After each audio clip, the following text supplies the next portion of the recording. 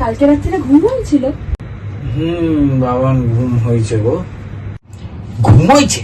ঘুমটা হবে কি করে? হ্যাঁ, রাতে 2টো অব্দি বক বক করে গেছি সমানে, তারপর সকাল হতে না হতে বাজারে ব্যাগটাকে দিল হাতে ধরি।